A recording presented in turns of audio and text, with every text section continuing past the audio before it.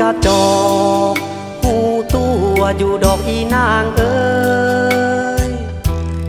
เก็บความฮักบ่อาจเปิดเผยปล่อยเลยไปตามยาทา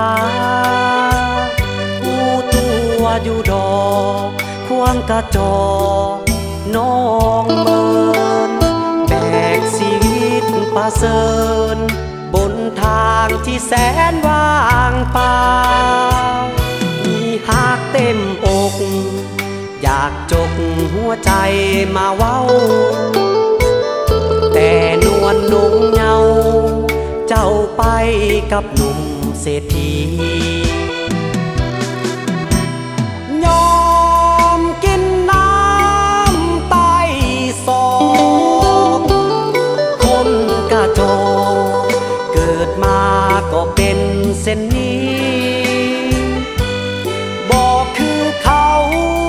ที่เป็นลูกเศรษฐีบอกหูว่าอีกจักปีจะมี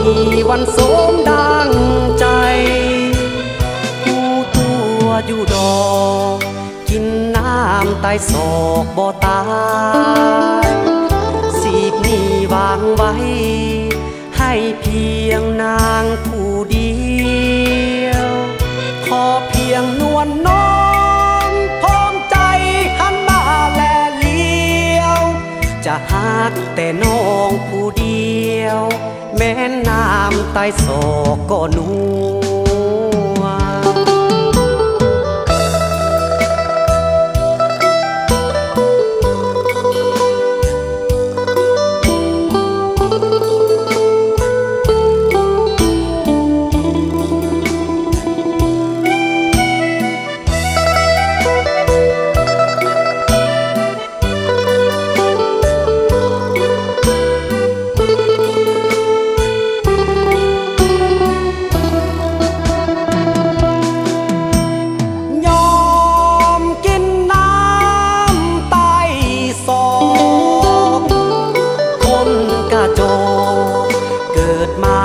ก็เป็นเส้นนี้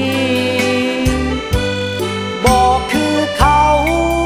ที่เป็นลูกเศรษฐีบอกหูว่าอีกจักปีจะมี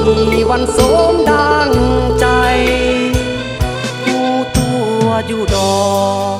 กินน้ำใต้ศอกบ่ตายสีบนี้วางไว้ให้เพียงนางผู้เดียวขอเพียงนวลน้องพร้อมใจหันมาแลเลี้ยวจะหักแต่น้องผู้เดียวแม้น้ำใต้ศอกก็นัว